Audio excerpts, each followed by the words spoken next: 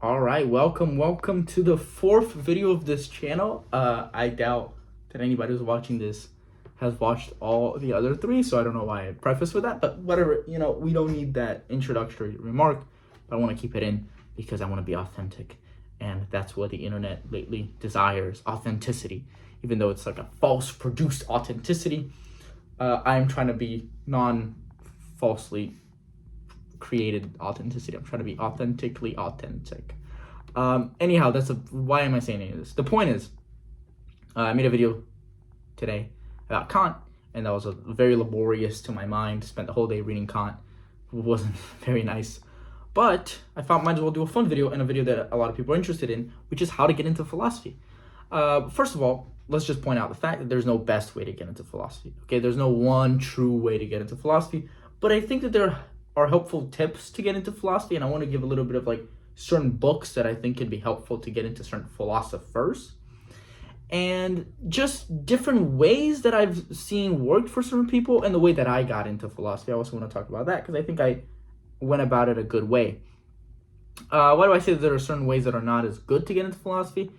If you're starting philosophy, with being and time or being and nothingness, you're gonna struggle with it, and you're probably gonna have a lot of trouble understanding the work that you're tackling.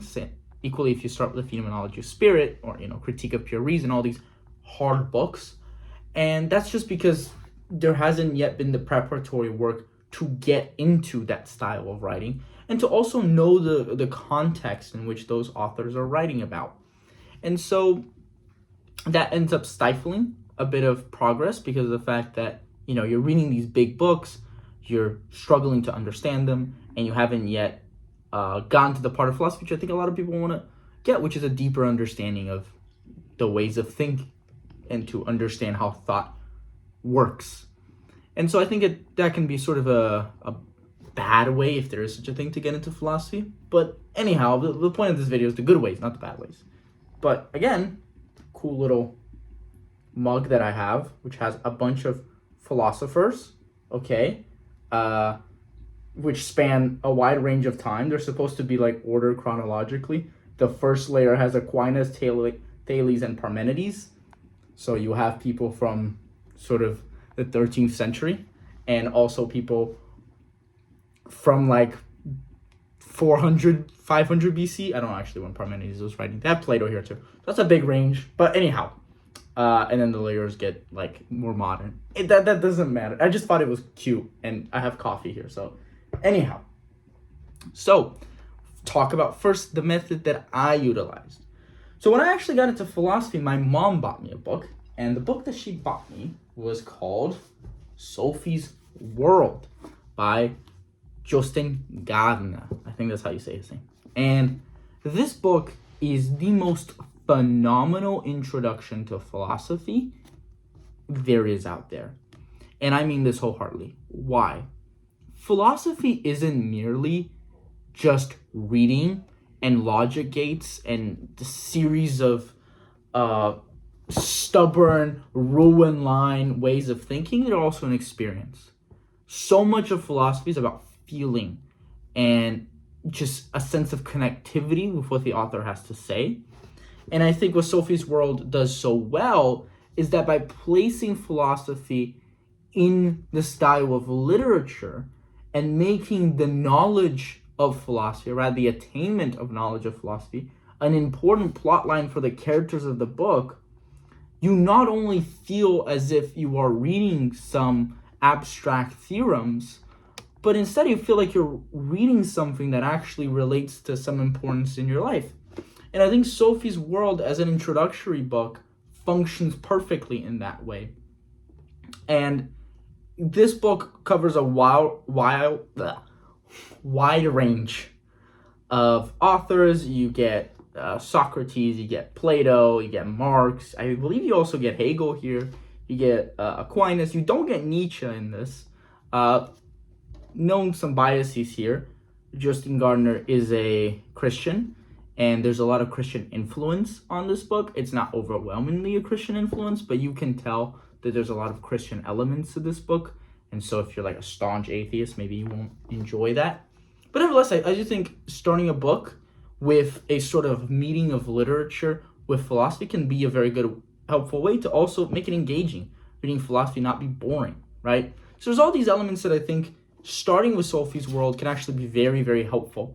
And also, it's a pretty good explanation for an introductory book. I think, as I recall, there's nothing here that stands out to me. And I'm like, wow, this looks wildly wrong. It's a very simplistic explanation of all the philosophers, but nevertheless, it's a really powerful one.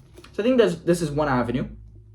The other avenue, which I equally endorse, while not the avenue I took, is you start with the ancients, right? So you start either with Plato. You don't need to get, Hackett's complete works of Plato, but getting Plato actually is very, very helpful, I believe.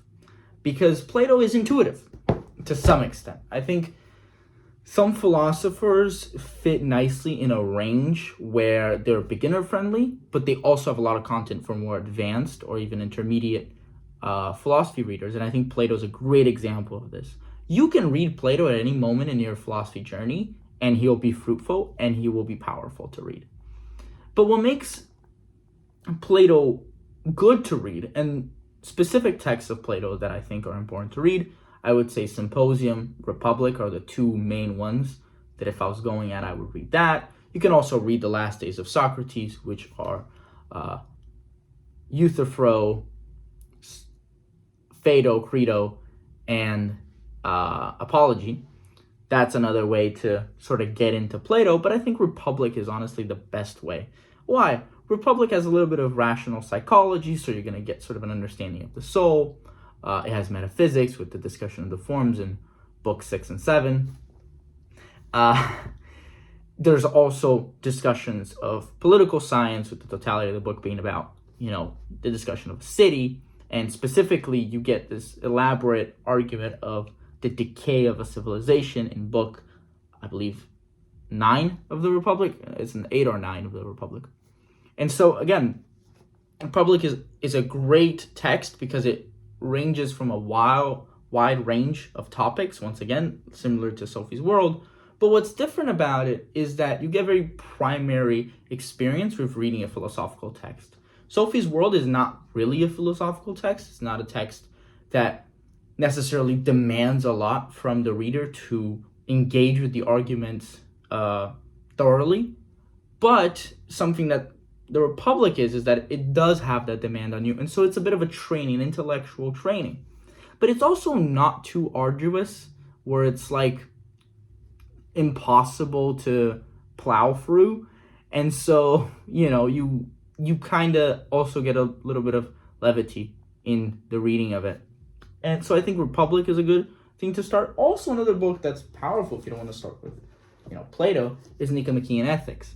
I think Nicomachean Ethics by Aristotle is very beginner-friendly. There's nothing here that stands out that I recall reading that I was like, wow, this is really complex. In fact, I think the arguments are very, very simple, at least in the first reading of it. If you want to dig deep into this and read some secondary literature, that's probably going to, then make this a lot more complicated and get to intermediate level. But I think Nicomachean Ethics is a very beginner-friendly book. And it's also a great life advice book. People sometimes go into philosophy because they want to sort of experience some wisdom, and they think wisdom that can be easily translated to their lives. And I think Nicomachean Ethics is a good book to sort of start that because it's very translatable to actual life. I love coffee. It's like I just grounded these beans, so it's like, anyhow. And so I think that a book like Sophie's World and also The Republic do, to some large extent, have applicability to daily life. I think Nicomachean Ethics is the most applicable book of all because it's particularly focusing on virtue ethics, which in my opinion is the ethical framework that's most individual in the sense that we can most apply to our daily lives. I think utilitarianism or even deontology gets a little bit weird and murky to apply to real life. See, like for deontology, Kant. See the sort of Nazi at the door example. And then, for utilitarianism, I doubt when you're in a moral conundrum, you're going to try and pick up Bentham's equation and just, figure out the pain and pleasure scales. But I think Nicomachean ethics is virtue ethics are very helpful. I would pick this book over Stoicism. I don't have this Stoic book in my hands right now, but if you do want to read Stoicism, I would say read the Enchiridion. The Enchiridion, I believe, is by Epictetus, and the Enchiridion is sort of just a collection of lectures that he gave his students, and they're basically supposed to be the principles of Stoicism, so it's a very helpful guide. And then you can read that and Meditations. But if you want to read a more concise version, Meditations is really the applicability, talking about the sort of autobiographical applicability of the Stoic principles. If you want to read just the Stoic principles themselves, I would say read the Enchiridion. But nevertheless, these are the books that I think are very good beginner-friendly who want to either A, start philosophy from the ground up and sort of get their basics in first and engage with philosophical texts, or people who want a more overview of philosophy before picking their avenue. And now I want to talk about some options that you have if you already have a thinker in mind. Let's say, I watch Hassan Piker and I want to read Marx or Lenin or whatever you want to read. I think you can very much go into certain thinkers directly without having to, read all this past literature, because some thinkers are like Plato or Aristotle, where they have layers to them and they have various levels of difficulty depending on how hardly you want to come onto the text. I don't have it with me right now, it's over there. But if you want to start with Marx, don't start with Das Kapital.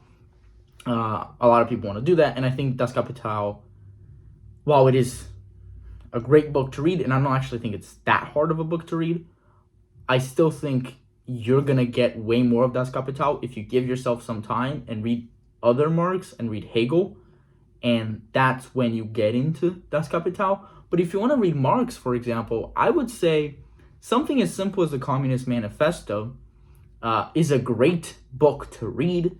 If you want to read another book by him that I think is a little easier, look into the 1844 Manuscripts.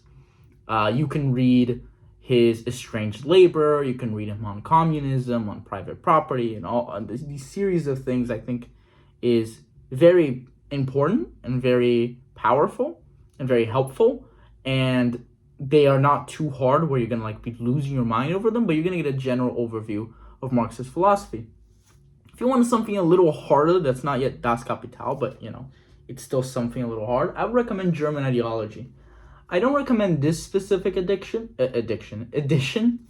think this edition is just kind of pointless because, again, the author didn't translate this, but it is very beginner friendly and the footnotes can be helpful and they can be funny. And so you can very much read this edition. This is edited by Tom Whyman, which the entire time I was like, why, man, did you make this edition? It's not a very good joke. But there's 3 abridged versions of this. Just read the first abridgment, which is called the Feuerbach chapter of German Ideology. And this is where you get a deep explanation of historical materialism. And I just think it's so good. And it's also very intuitive. Even if you don't know dialectics extensively, it can still be sort of helpful to read. And it's also Marx just a funny writer.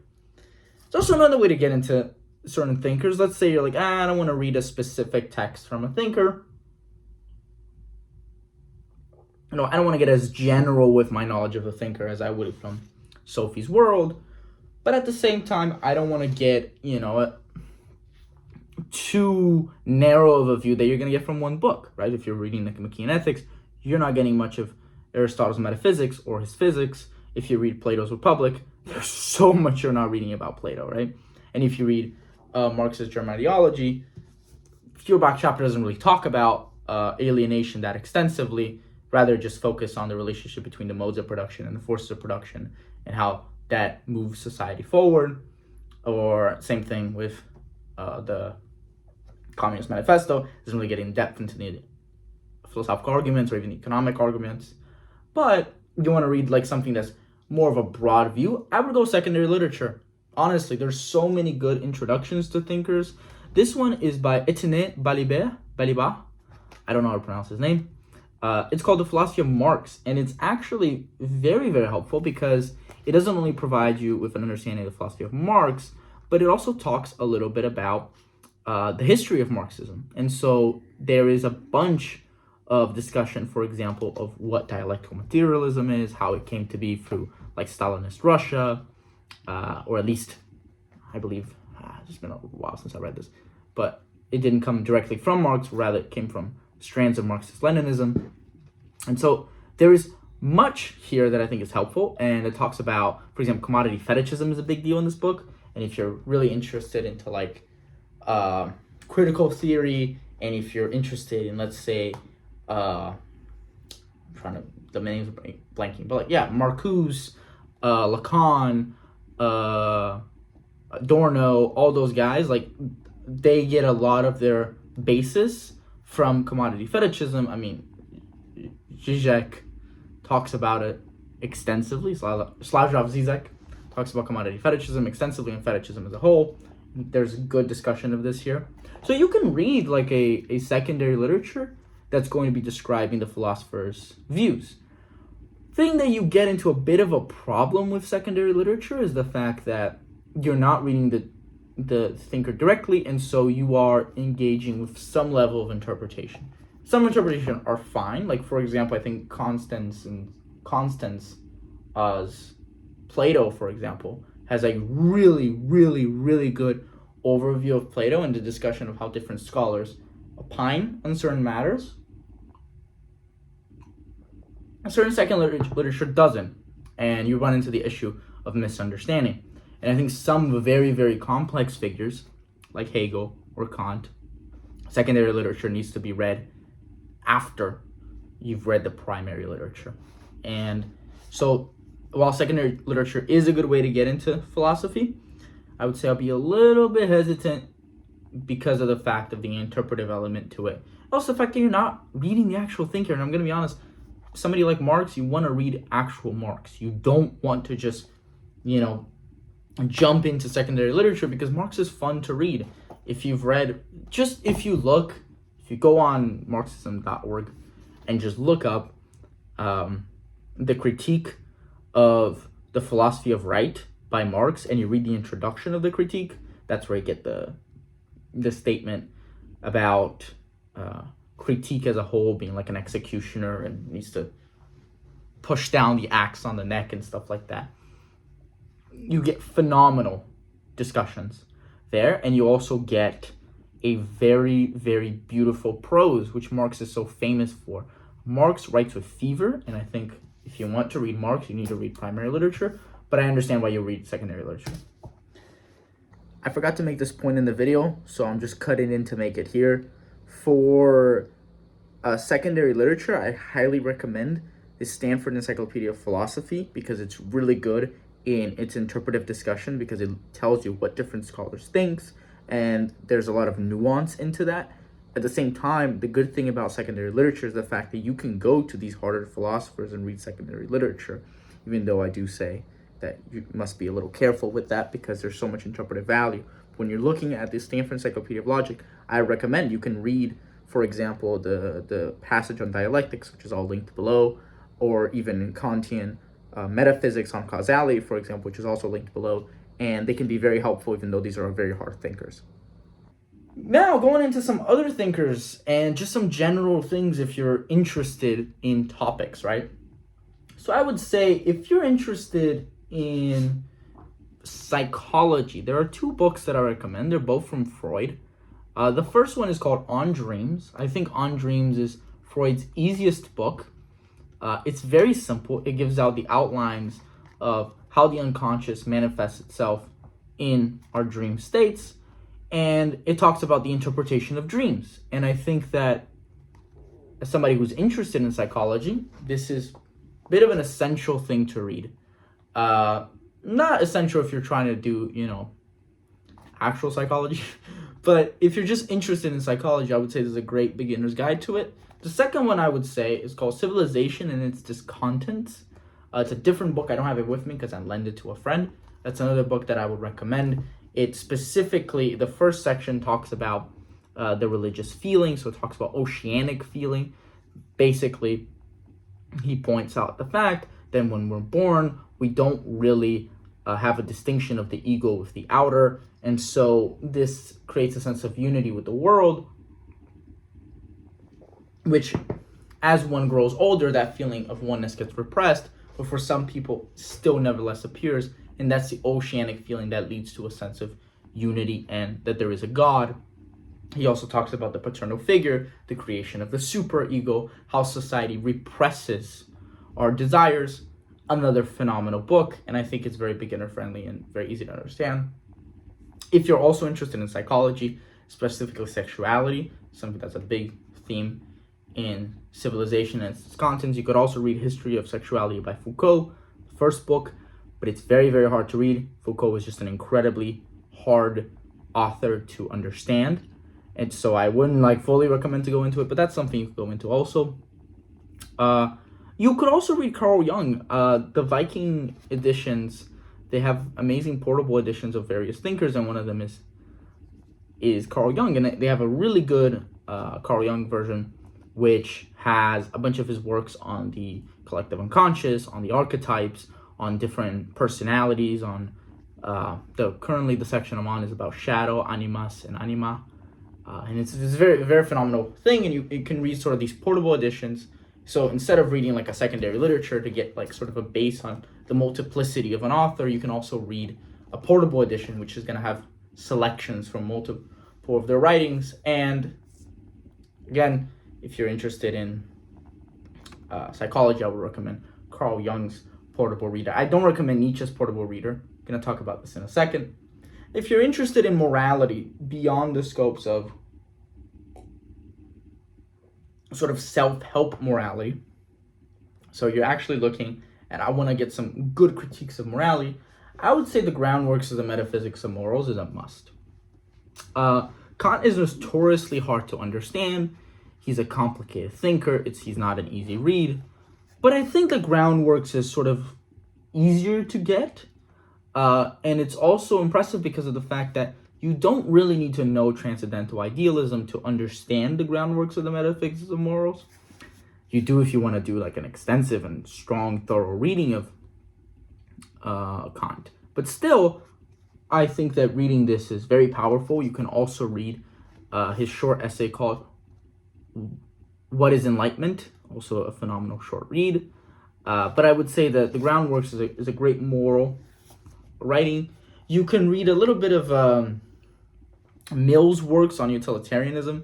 I haven't read them personally. The only thing I've read from Mill was a secondary literature thing about Mill.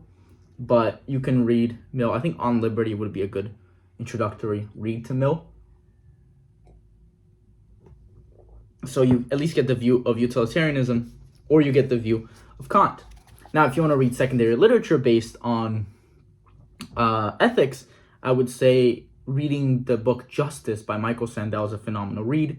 It's basically his Harvard lectures, which get condensed into a book.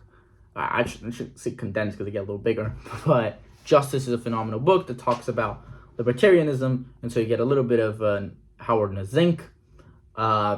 You get discussions of Kant, you get discussions of utilitarianism, and you get sort of a theory of the state, which I think is very cool in the end. Now, if you want to get into metaphysics, some questions of how do I know that I exist? How do I know the world around me exists? René Descartes' Discourse on the Method, for me, is a must-read, okay? I think this book, compared to, for example, Meditations on First Philosophy, which is his other book, it's a lot simpler. And you get some interesting arguments. I mean, you get cogito ergo sum, I think therefore I am. You also get an interesting argument for the existence of the soul. Now, I think Discourse on the Method is more helpful as a book to understand sort of how we're supposed to go about epistemology. After all, it's a discourse on the method. And I think that it does very well. And so I would recommend it for that. While the arguments are not, incredibly wow, what the hell, man, this is amazing. I'm believing everything now. But I think sometimes it's good to read a book that perhaps the arguments are a little bit less something that you're just going to concede. and because it makes you challenge them and actually think about them. And I think Discourse on the Method is a good way to do this. Some other metaphysical works that I guess you could read. Again, I think Sophie's World does a great job at metaphysical discussions. But beginner-friendly metaphysical works, you could always read Phaedo. Phaedo is a good book. It's included in The Last Day of Socrates, as I mentioned before. Republic's going to have some metaphysical questions.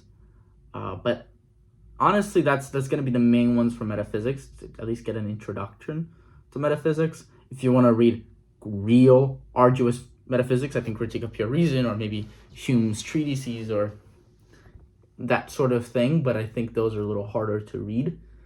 Perhaps Hume is a little easier, but Kant definitely I wouldn't recommend. But I think metaphysics is just something that's an inherently hard field. Anyhow, I want to talk about another thinker that a lot of people want to read, which is Friedrich Nietzsche. Nietzsche is interesting because I don't think there's any book that I would say, hey, this is the book to approach him with. I think each of them have their own merits. Each of them have their own value. But I think that there's one thing that I can assure you of a book that you shouldn't start with. It's Das Buch Zarathustra. You won't understand anything. It's going to be a beautiful book to read. If you want to read it as a first introduction to Nietzsche, go on right ahead. You won't understand anything. Okay, just accept it. A funny story, Nietzsche wrote Beyond Good and Evil because no one understood Das Buch Zarathustra. So he wrote Beyond Good and Evil as a more systematic and more, not colloquial, because it's still a very hard book to read, but in more direct terms about his philosophy. So Das Buch Zarathustra is a book that I would leave as sort of a fourth to last book of Nietzsche you read. But to me, it's my favorite philosophy book of all time. So it's phenomenal work. Nietzsche varies. I think if you're going to want to get a view of Nietzschean morality, which to even speak of it, Nietzschean morality is already speaking too much or being kind of oxymoronic. I think Genealogy of Morals is a great work. The three essays are all fascinating, right? So the first essay, you get a discussion of slave morality and master morality. Second, you get a discussion of guilt, which is really, really interesting. You get a little bit of his genealogical method, his discussion of will to power. The third, you get the discussion of ascetic morality. So you're going to get a little bit of his criticism of Christianity, essentially. And so the whole work is very, very good. And I also think it's very beginner friendly. Genealogies is great. But, I'm going to be honest, if you're a leftist and you want to get into Nietzsche, reading genealogy is going to make you not want to read Nietzsche.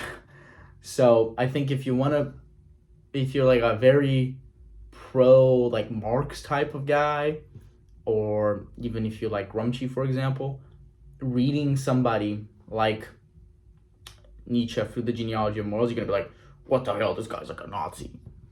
Which, people online like to say, oh, Nietzsche's misconstrued and he's not actually a Nazi and he's actually a really, liberal guy. I'm not sympathetic to all of those ideas, At least I think it's very clear that Nietzsche in Beyond Good and Evil believes in eugenics. I think Genealogy of Morals also lays that out.